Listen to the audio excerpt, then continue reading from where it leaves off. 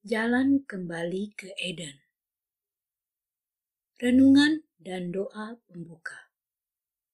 Saya akan membacakan dari kitab The Mount of Blessing, halaman 147, paragraf 1 sampai 3. Paragraf-paragraf ini adalah berlandaskan firman, "Carilah olehmu dahulu akan kerajaan Allah itu." Mount of Blessing, halaman 147. Orang-orang yang mendengarkan kata-kata firman dari Kristus masih lagi mengharapkan dengan sungguh-sungguh beberapa pemberitahuan dari hal kerajaan dunia. Sementara Yesus membukakan kepada mereka perbendaharaan-perbendaharaan surga, maka masalah yang amat dipikirkan di dalam ingatan banyak orang adalah bagaimana suatu hubungan dengan Dia dapat meningkatkan harapan-harapan masa depan kita di dunia ini. Yesus menunjukkan bahwa oleh memikirkan perkara-perkara dunia ini dengan penuh perhatian, maka mereka adalah bagaikan bangsa-bangsa kafir di sekelilingnya yang hidup bagaikan tanpa Allah, yaitu Dia yang mengawasi dengan kasih sayang atas segala makhluknya. Bapa semawimu mengerti bahwa engkau memerlukan segala perkara ini. Tetapi carilah dahulu olehmu kerajaan Allah berikut kebenarannya. Maka semua perkara ini akan dipertambahkan kepadamu. Bukakanlah segala hatimu untuk menerima kerajaan ini, dan jadikanlah pelayanannya kepentinganmu yang tertinggi. Walaupun itu adalah kerajaan kerohanian, janganlah takut bahwa segala kebutuhanmu untuk hidup ini tidak akan diperhatikan. Jika saudara berserah diri kepada pelayanan Allah, maka Ia yang memiliki kuasa di surga dan di bumi akan memenuhi segala kebutuhanmu. Yesus tidak akan melepaskan kita dari usaha yang diperlukan, tetapi Ia mengajarkan supaya kita menjadikan Dia yang terutama dan yang terakhir dan yang terbaik di dalam segala perkara. Kita janganlah mengikat diri dengan kegiatan-kegiatan atau mengikuti arus atau mencari kepelesiran yang dapat menghalangi pekerjaan dari kebenarannya itu di dalam tabiat dan kehidupan kita. Apapun kita lakukan, supaya dilakukan dengan sepenuh hati, seolah-olah semuanya itu kepada Allah. Marilah kita bertelut dan berdoa, agar kiranya kita boleh jadikan kemajuan kerajaan itu kepentingan kita yang tertinggi. Agar kita tidak membiarkan sesuatu arus mengganggu pelayanan kita yang sepenuh hati kepada Tuhan. Dan supaya kita yakin dengan sepenuh hati bahwa Tuhan akan memenuhi segala kebutuhan kita. Hanya dengan begitulah kita tidak akan takut menghadapi hari depan.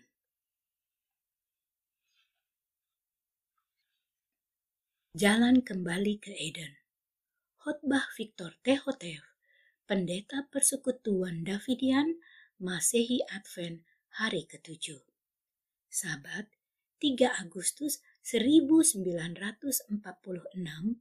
Chapel Mount Carmel, Waco, Texas. Kejadian 3 ayat 17. Maka kepada Adam firman-Nya, karena engkau telah mendengar akan suara istrimu, serta sudah makan buah pohon yang telah kupesan kepadamu, jangan engkau makan dia. Maka terkutuklah bumi itu karena sebab engkau. Maka dengan kesusahan engkau akan makan hasilnya seumur hidupmu. Setelah Adam jatuh dalam dosa, maka apakah dikatakan Tuhan kepadanya?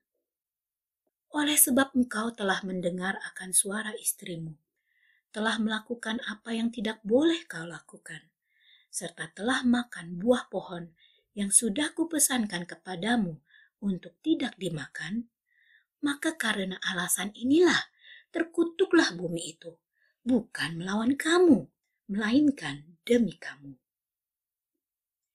Kesalahan yang adalah lawan dari kebenaran mungkin akan mengatakan, berbahagialah bumi itu demi kamu.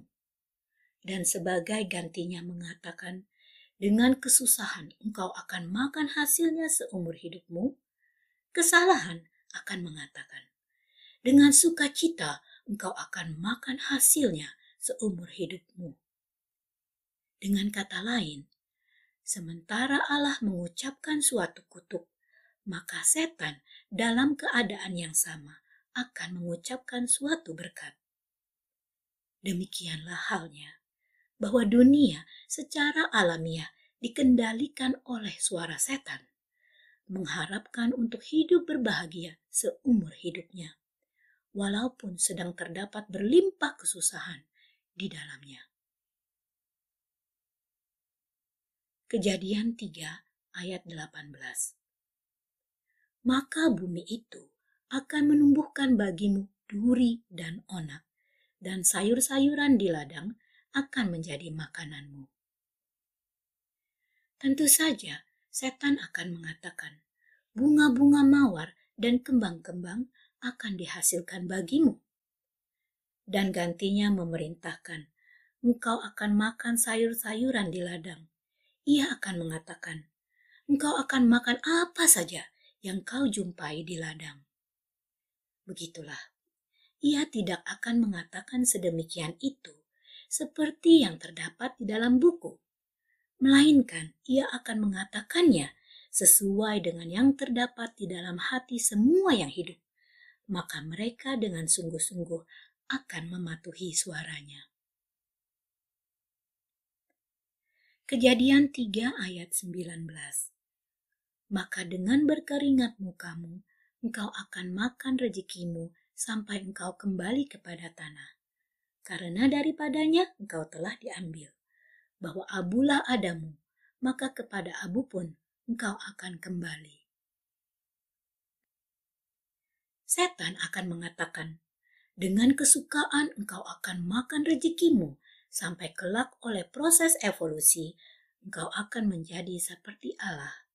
Karena dari sesuatu atom kecil yang tak berarti, engkau telah diambil keluar.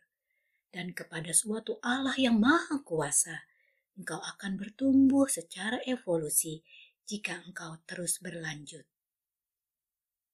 Walaupun begitu, apakah yang Allah katakan? Dengan berkeringatmu kamu, engkau akan makan rotimu pada sepanjang hari umur hidupmu. Artinya, karena sebabmu sendiri, engkau kini akan mengalami kesusahan dalam usaha hidupmu. Maka engkau dengan begitu boleh menyesuaikan dirimu dengan hal itu. Walaupun yang sedemikian ini bukanlah nasib manusia sebelum ia berdosa, tetapi ini telah menjadi nasibnya segera setelah ia dibawa keluar dari taman itu, yaitu segera setelah diterimanya kutuk itu. Tetapi pertanyaanmu, mengapa telah Allah rencanakan bahwa kita semuanya wajib berjalan melalui kesusahan dan penderitaan sebelum kita akan dibawa kembali ke dalam Eden? Jika ia akan membawa kita kembali, maka mengapakah tidak ia lakukan itu sejak pada mulanya, yaitu di masa hidupnya Adam? Jawaban untuk semua pertanyaan ini adalah terdapat di dalam Lukas 15 ayat 11 sampai 13. Maka kata Yesus, ada seseorang yang mempunyai 2 anak laki-laki. Maka kata yang bungsu itu kepada bapaknya, ya Bapa, berilah aku bagian harta yang jatuh kepadaku.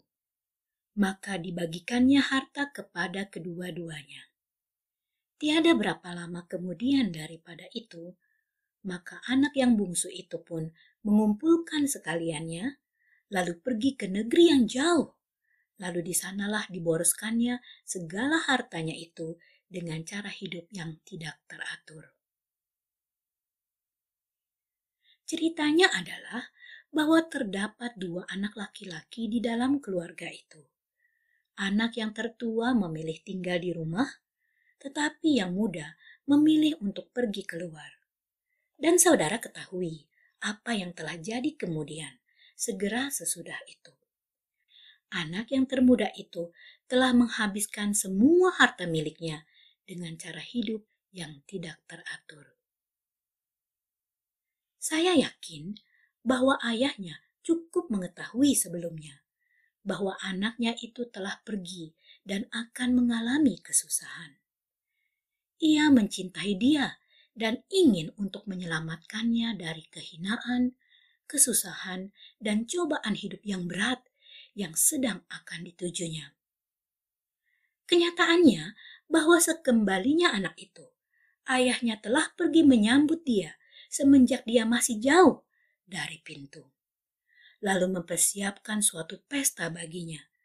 Walaupun setelah ia menghabiskan harta benda bapaknya, serta mempermalukan nama keluarganya, adalah cukup membuktikan bahwa ayahnya betul-betul sangat mencintainya. Anak itu telah dibiarkan meninggalkan rumah, tak lain hanya karena pengalamannya sendiri yang akan menunjukkan kebodohannya, serta akan membuktikan cinta ayahnya terhadap dia. Apakah yang telah mendorong anak itu membenci rumahnya? Adalah keinginannya sendiri untuk hidup secara tak teratur. Tidak ada seorang pun anak laki-laki ataupun anak perempuan dalam keadaan yang sama pergi meninggalkan rumah kecuali mengharapkan memperoleh kebebasan dan untuk mempraktikkan hidup yang tidak teratur, untuk berbuat sekehendak hatinya apa saja yang diinginkan oleh hatinya yang jahat untuk dilaksanakan. Mungkin ada banyak kesenangan yang bersifat sementara dalam kehidupan pemborosan. Namun itu hanya akan berakhir dalam kehinaan dan malu. Kalau saja anak laki-laki pemboros itu hidup di masa kita sekarang, maka bagaimanakah pendapat Anda dari halnya? Apakah yang kira-kira akan mulai dilakukannya pada jalan raya kegembiraan untuk mendapatkan waktu yang menyenangkan baginya? Perkara yang pertama sekali akan dilakukannya, pastilah jika mungkin, membeli mobil, membeli baju-baju yang bagus, membeli sebuah cincin berlian, membeli suatu jepitan dasi yang berkilau-kilauan, dan membeli sebuah arloji tangan. Oh ya, ia mungkin sekali tidak akan lupa menyematkan sebuah kembang pada leher bajunya dan sebuah sapu tangan sutra di dalam sakunya. Mungkin tidak ada salahnya memiliki beberapa dari benda-benda ini, tetapi itu tentunya tidak perlu ataupun bahkan tidak tentu memenuhi selera untuk menghiasi diri seseorang dengan apa saja yang dapat dipakai. Sedikit-dikitnya untuk itu orang akan mengatakan lucu karena menghiasi diri dalam mode burung merak. Dan siapakah yang akan diikuti oleh anak laki-laki itu? Tentunya para gadis. Dan kemanakah mereka akan pergi? Tentunya bukan kemana para pengkhotbah pergi dan juga bukan ke gereja. Lukas 15 ayat 14. Setelah dihabiskannya semuanya itu, maka timbullah suatu bela kelaparan yang hebat di negeri itu. Maka ia pun mulai merasa kekurangan. Jika saudara telah membelanjakan semua yang saudara miliki dan semua yang sudah saudara peroleh, maka saudara pun cepat ataupun lambat kelak akan kelaparan juga. Takdir Tuhan telah mendatangkan kelaparan itu supaya membawa kembali anak laki-laki itu kepada dirinya sendiri, yaitu kepada kesadaran pribadinya. Sebenarnya, tidak ada anak yang akan lari meninggalkan rumah apabila ia berada di dalam dirinya sendiri. Dan sebaliknya, ia pun tidak juga akan kembali pulang dengan sadar sebelum ia datang kepada dirinya sendiri. Demikianlah ia belajar akan pelajarannya sendiri, tetapi betapa mahalnya, betapa mahalnya.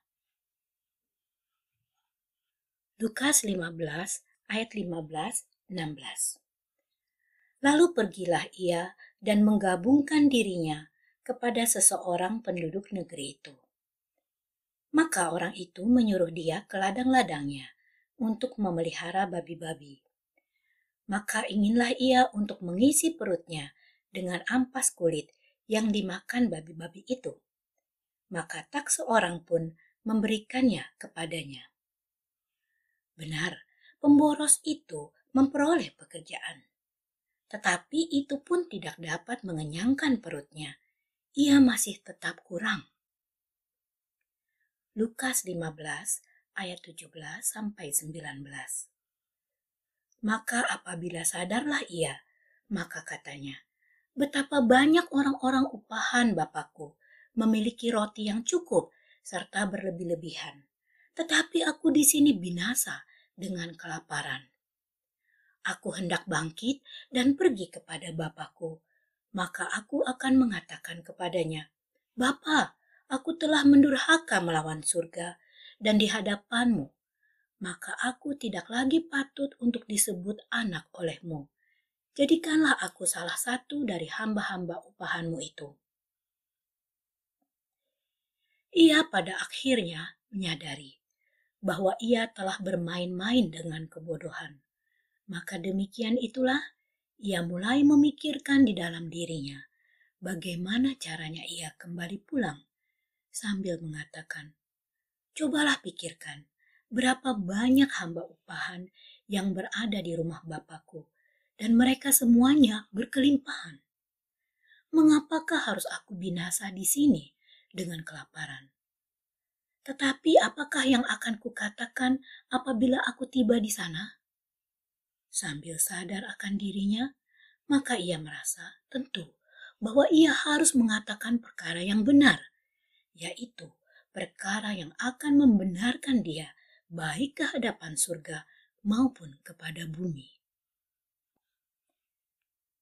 Kalau saja anak itu telah berpegang kepada nasihat bapaknya sebelumnya, maka ia tidak akan mengalami penghinaan. Dan betapa besar penghinaan itu. Dan betapa besarnya pelajaran itu juga, bukan hanya bagi orang-orang muda, melainkan juga bagi orang-orang tua. Ada beribu-ribu orang, baik muda maupun tua, yang mempelajari ajaran-ajaran yang hebat besar. Tetapi mereka seringkali membayar suatu harga yang besar, hanya karena mereka selalu mendengar kepada kebodohannya iblis. Mengapakah mereka itu begitu gampang dibawa pergi oleh bujukan-bujukannya? Hanya karena umpannya yang menarik itu mempesona kepada sifat mementingkan diri dan sifat dosa manusia.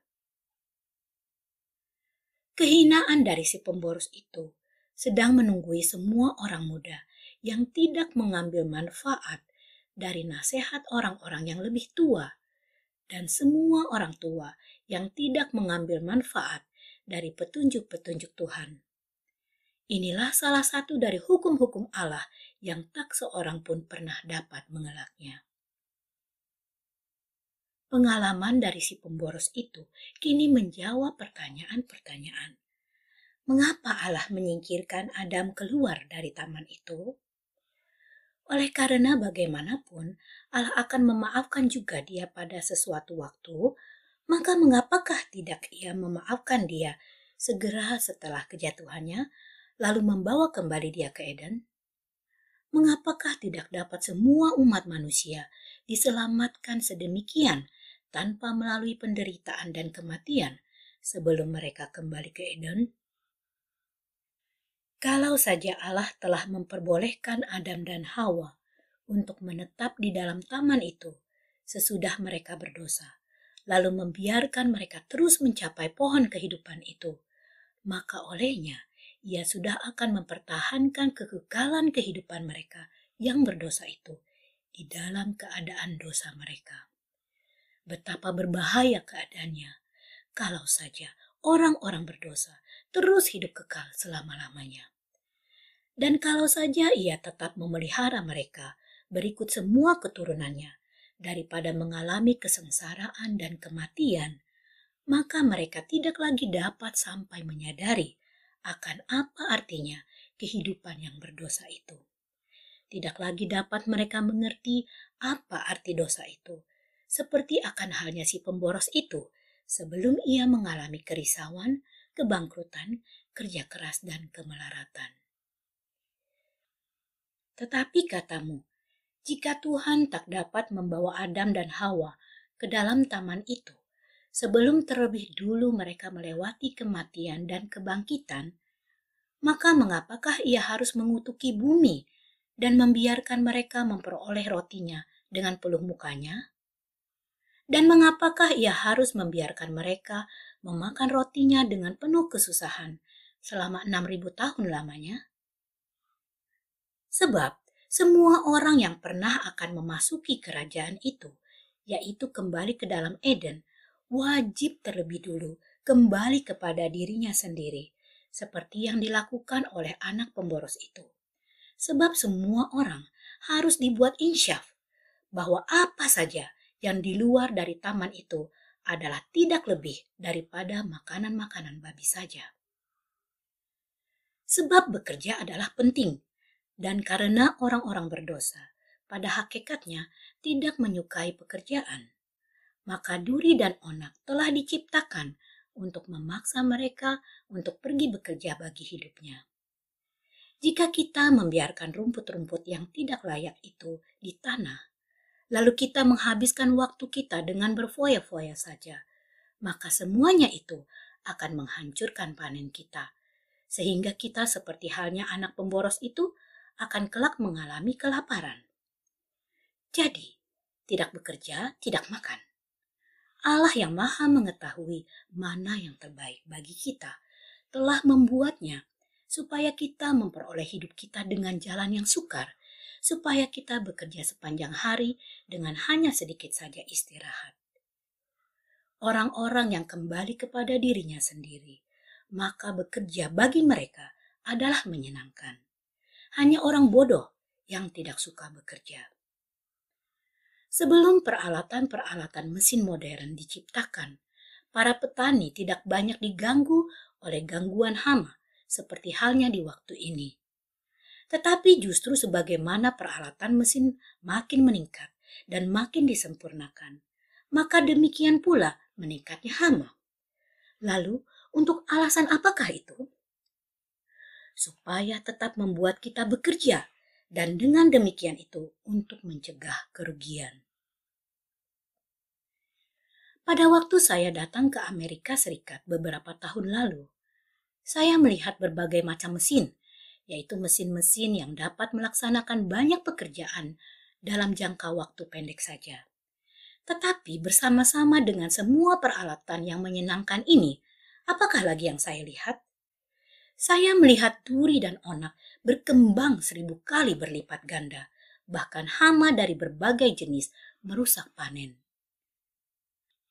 Dalam negeri tua, old country, yang lalu, kami tidak memiliki peralatan mesin, namun kami tidak perlu menyemprot sesuatu tanaman. Mengapa? Sebab bekerja tanpa mesin, orang cukup sibuk sebagaimana seharusnya. Jika mereka seharusnya berperang juga melawan hama, lalu tanpa menggunakan apapun untuk memeranginya, maka tentunya mereka sudah tidak akan menarik hasil apa-apa dan sudah pasti akan kelaparan.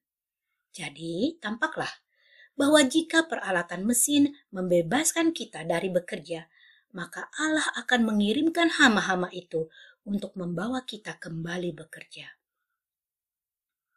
Tuhan perintahkan bahwa kita harus dengan keringat memperoleh roti kita. Namun ia mengetahui bahwa kebanyakan dari kita tidak akan berbuat begitu jika kita tidak terpaksa untuk berbuat. Dan ia juga mengetahui bahwa jika kita tidak banyak memiliki apa yang harus dilakukan, maka kita akan terjerumus ke dalam celaka, ke dalam hidup yang tidak teratur, sehingga akibatnya tidak pernah dapat kita kembali kepada diri kita sendiri dan tidak pernah kembali ke Eden. Oleh karena itu, Ia telah mengutuki bumi demi untuk kebaikan kita. Lagi pula, bagi wanita yang duduk-duduk dan hanya sedikit bertindak mengurusi rumahnya, Allah mendatangkan kutu-kutu tempat tidur dan kecoak, tikus-tikus kecil dan besar, lalat-lalat dan semut-semut, berbagai kutu dan juga nyamuk. Semua ini akan membawanya untuk bekerja baik di dalam maupun di luar jika diperlukan. Kalau bukan itu bagi penyakit-penyakit menular, maka apakah yang akan jadi dengan manusia? Saudara saksikan bahwa Allah membuat semua perkara ini untuk suatu maksud yang baik. Namun walaupun oleh dorongan penularan penyakit-penyakit itu kepada mereka yang malas untuk bangun dan bergerak, tetap masih ada orang-orang yang menyukai hidup bagaikan babi-babi. Mengapakah menunggu sampai Ia mendatangkan bala tentara besar benih-benih penyakit menularnya? Mengapakah tidak mematuhi nasihatnya, terus menyibukkan diri, serta melakukan apa saja yang dapat kau lakukan untuk membuat orang-orang lain berbahagia, untuk menjadikan dunia lebih baik daripada keadaannya, untuk membuatnya mengetahui bahwa engkau berada di dalamnya untuk melakukan yang baik baginya, bukan merupakan beban baginya. Kemudian malaikat-malaikat akan bersukaria berkemah di sekeliling. Lalu Tuhan sendiri akan datang dan makan sehidangan dengan kamu. Jika kita jadikan usaha-usaha Allah menjadi usaha kita sendiri, kita menjadikan kerajaannya itu rumah kita, maka segala perkara lainnya yang kita sedang perjuangkan dan yang sedang kita khawatirkan itu akan dilengkapi kepada kita dengan berkelimpahan.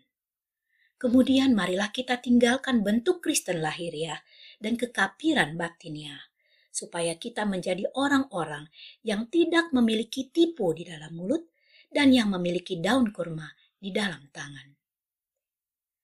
Mengapakah manusia harus menunggu selama 6.000 tahun baru dapat ia kembali ke Eden?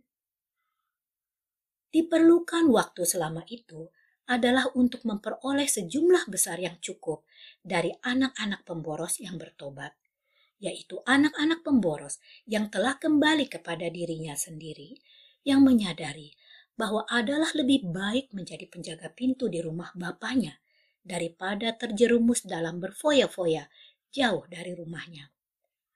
Allah tidak akan membawa kembali seorang pun daripada kita ke dalam Eden dengan alam pikiran kita yang dibawa sejak lahir. Ia tidak akan membawa kembali Adam ke dalam Eden dengan alam kejatuhannya itu. Semua orang harus kembali kepada dirinya sendiri. Kepicikan itu tidak akan timbul sampai 2 kali. Nahum 1 ayat 9. Sekarang dapatlah kita lihat mengapa adalah lebih mudah bagi seekor onta berjalan melalui lubang jarum daripada bagi seorang kaya untuk dapat masuk ke dalam kerajaan itu. Hanya anak-anak pemboros yang oleh pengalamannya menginsyafi bahwa dunia ini bukanlah rumah bapa mereka. Hanya orang-orang yang memulai kembali ke Eden dengan cara berpikir yang sama, serta dengan cara pengakuan yang sama dengan anak pemboros itu yang akan membentuk kerajaan itu. Lagi pula, pada waktu Bani Israel turun ke tanah Mesir, maka mereka telah mencapai taraf hidup yang tinggi di negeri Gosen. Mereka hidup bagaikan raja-raja. Sesungguhnya mereka bahkan telah mencapai taraf kehidupan yang lebih baik daripada yang terbaik dari orang-orang Mesir itu. Walaupun Allah mengetahui bahwa jika apabila masanya makin dekat bagi kelepasan mereka terus-menerus hidup bagaikan raja-raja. Jika segala perkara terus-menerus begitu mudah bagi mereka, seperti halnya semasa hidupnya Yusuf, maka mereka tidak akan pernah mau mengambil keputusan untuk kembali ke tanah perjanjian. Demikian itulah, maka keadaan-keadaan cobaan yang telah ditakdirkan telah didatangkan untuk memaksa mereka berseru siang dan malam bagi kelepasannya. Kemudian bersiap-siaplah mereka untuk pergi. Sungguh pun demikian, untuk lebih memastikan bahwa mereka semuanya akan meninggalkan Mesir, maka Tuhan membiarkan para majikan Mesir itu mencambuk punggung-punggung mereka, serta lebih memberati kerja mereka sewaktu Musa masih berada di negeri itu. Sama juga halnya cinta akan dunia harus juga dicambuk keluar dari kita, jika kita akan memulai menuju ke rumah Eden kita itu. Jika kamu anak laki-laki dan perempuan ingin mendapatkan hidup yang tidak teratur, maka kamu akan memperolehnya. Sesungguhnya adalah lebih mudah mendapatkannya di waktu ini daripada mendapatkannya di masa anak pemboros yang sebenarnya itu di waktu itu. Tetapi hendaklah diingat bahwa jika kamu akan kembali ke rumah Eden kita, kamu wajib membayar dengan harga yang sama seperti yang telah dibayarnya. Tidak akan ada tiket gratis bagi siapapun, baik tua ataupun muda. Pengkhotbah 4 ayat 5. Orang bodoh itu melipat tangan lalu makan dagingnya sendiri. Orang bodoh itu melipat tangannya. Ia meremehkan pekerjaan. Ia memakan dagingnya sendiri. Gantinya bekerja, ia bahkan menghendaki tinggal dengan lapar, membiarkan perutnya menghabiskan persediaan lemaknya, dan dengan demikian ia menjadi makin kurus. Siapakah yang ingin menjadi orang bodoh? Pengkhotbah 7 ayat 2. Adalah lebih baik pergi ke rumah orang berkabung daripada pergi ke rumah orang berpesta. Karena di dalam rumah perkabungan itulah kesudahan segala manusia dan orang yang hidup itu akan memperhatikannya. Rumah yang berpesta akan membawakan kesudahan bagi segala orang yang hidup bagi kesenangan, yaitu bagi hidup yang tak teratur. Orang yang hidup akan memperhatikannya. Jadi, orang-orang yang tidak memperhatikannya adalah sesungguhnya tidak hidup, maka mereka perlu dihidupkan kembali. Pengkhotbah 7 ayat 3. Duka cita adalah lebih baik daripada tertawa, karena oleh muram muka hati akan lebih diperbaiki. Jika saudara bernafsu terhadap kesenangan, maka hatimu pada sesuatu saat akan menjadi sedih. Tetapi jika hatimu sedih, maka ia itu akan dibuat bergembira. Hanya orang bodoh yang memilih tinggal di dalam rumah yang penuh kegembiraan. Bagi saya ingin lebih baik tinggal di rumah yang berkabung, sama-sama merasakan penderitaan dengan umat Allah, daripada menikmati kepelesiran dosa untuk hanya sementara waktu. Ibrani 11 ayat 25. Ada dua orang yang berjalan bersama-sama sesudah Tuhan meminta kepada mereka untuk berpindah ke negeri yang lain yang jauh dari kampung halamannya. Di sana mereka menjadi kaya. Sesungguhnya mereka telah menjadi sedemikian kaya sehingga mereka terpaksa harus berpisah menjadi dua kelompok. Kelompok yang satu yang memilih untuk hidup di lereng-lereng gunung, ia memilih untuk hidup dengan cara yang lebih sukar. Terbukti adalah yang lebih bijaksana. Tetapi kelompok lainnya yang memilih untuk hidup di dataran-dataran rendah, di mana ia dapat hidup dengan mudah, terbukti adalah yang sangat bodoh. Yang kemudian ini pun adalah yang lebih mudah. Ia mendirikan kemahnya menghadap ke kota Sodom, maka makin lama ia memandang ke kota itu, makin dekat ia terbawa ke sana. Akhirnya, ia memutuskan untuk memindahkan kemahnya langsung ke dalam kota itu, di mana di sana ia dapat melihatnya selengkapnya dengan mudah. Ia telah menjadi seorang besar, mungkin sebagai seorang wali kota dari kota itu, seperti beberapa orang perkirakan. dan bahwa dengan demikian itulah ia telah duduk pada pintu gerbang kota Sodom itu. Sungguh pun begitu, adalah sangat mungkin ia telah duduk di sana, menunggui orang-orang asing untuk diundangnya ke rumah. Sesungguhnya, keluarga Lot memiliki hidup yang menarik dan juga tidak teratur di antara orang-orang Sodom. Tetapi kegembiraan itu tidak berlangsung untuk selama-lamanya. Maka Lot dalam semalam telah kehilangan segala perkara yang pernah ia miliki. Ia kemudian telah keluar sebagai orang yang termiskin daripada segala orang miskin. Saudara saksikan, Lot membayar mahal untuk kesenangannya. Maka jika saudara mau membayar harga yang sedemikian ini untuk kesenanganmu, maka engkau dapat melakukannya seperti yang telah dilakukannya. Orang itu yang tulisan-tulisannya sedang kita baca sekarang ada di masa lalu dan masih ada sekarang, yaitu orang yang sangat bijaksana yang pernah dipunyai oleh dunia. Sekarang apakah yang dikatakannya dari hal yang diperbuat orang bodoh? Orang bodoh masuk ke rumah yang penuh kesenangan. Maukah saudara mengambil manfaat dari pengalaman orang-orang lain? Maukah saudara berpegang kepada nasihat orang bijaksana itu?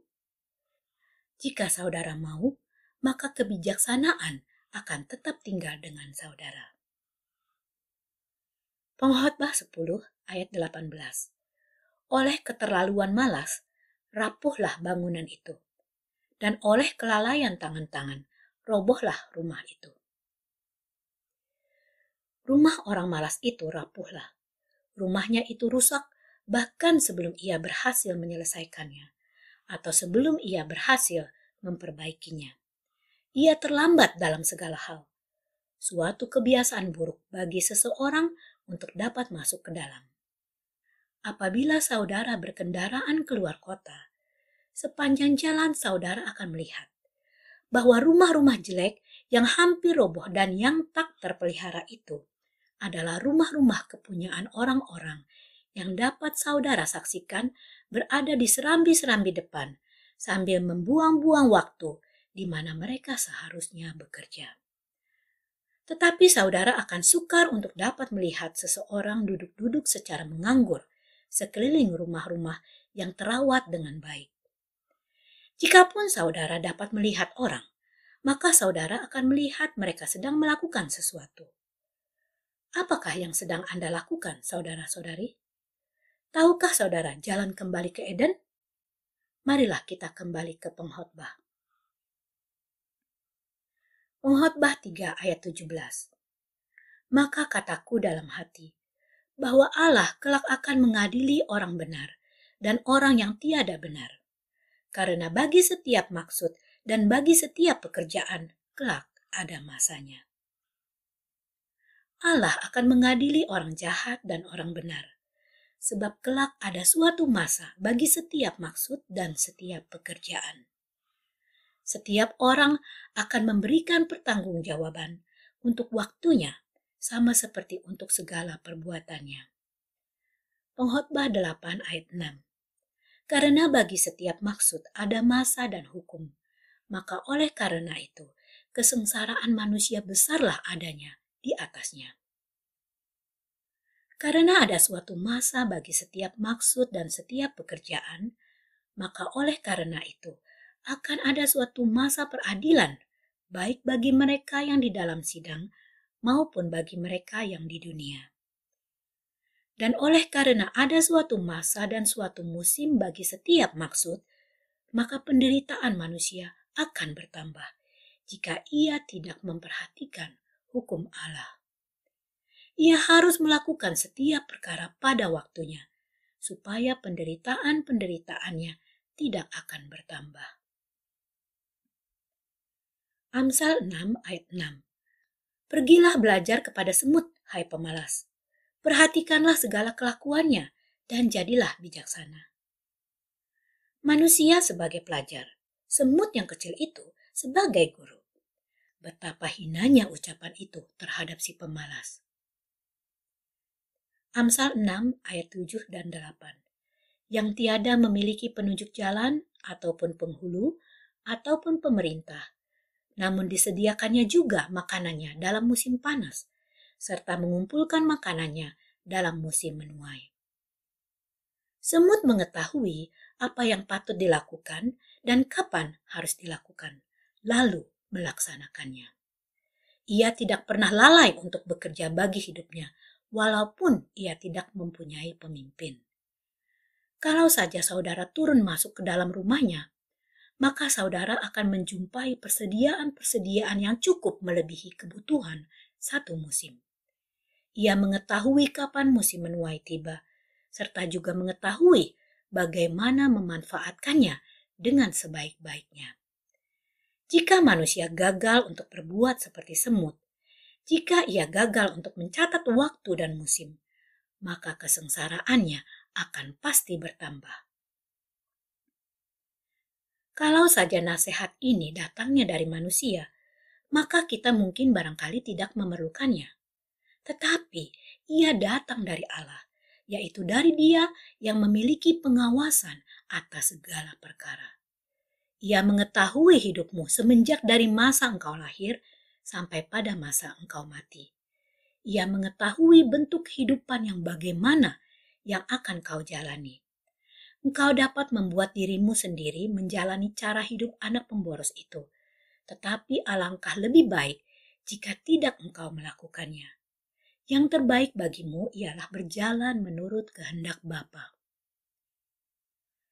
Supaya selalu diingat bahwa hanya ada dua penguasa pikiran di dunia ini, yaitu pikiran dari Allah dan pikiran dari setan. Kita sebagai orang-orang berdosa telah dilahirkan dengan pikiran setan. Dan pikiran ini tinggal dengan kita sampai kelak kita dilahirkan kembali, yaitu lahir oleh roh dan dengan pikiran Allah. Lalu untuk berbuat yang benar, maka kita harus berbuat bertentangan terhadap apa yang dibisikkan oleh pikiran daging kita. Lalu kita akan kemudian melakukan apa yang pikiran Allah sedang perjuangkan bagi kita untuk dilakukan. Orang-orang muda mengetahui apa yang sedang diperbuat oleh orang-orang dewasa. Mereka mengetahui berapa banyak yang sedang kamu pikirkan dari hal Allah berikut kerajaannya. Mereka mengetahui berapa banyak yang kamu pikirkan mengenai tempat ini dan mengenai pekerjaannya. Oleh karena mereka mengetahui semuanya itu, serta masih banyak lagi, maka sudah sampailah waktunya bagi kita semua untuk menyadari bahwa kita tak mungkin dapat memimpin anak-anak itu lebih dekat kepada perkara-perkara Allah daripada memimpin diri kita sendiri. Kita tidak dapat mengilhami ke dalam diri mereka itu iman dan semangat dalam perkara apapun juga jika kita sendiri tidak memilikinya. Saya berharap agar orang-orang yang sedang mengikuti jalan-jalan anak pemboros itu supaya datang kepada dirinya sendiri sebelum sesuatu pengalaman sengsara datang pada diri mereka. Demikianlah jalan kembali ke Eden secara jelas digambarkan kepada setiap orang yang masuk ke dunia ini.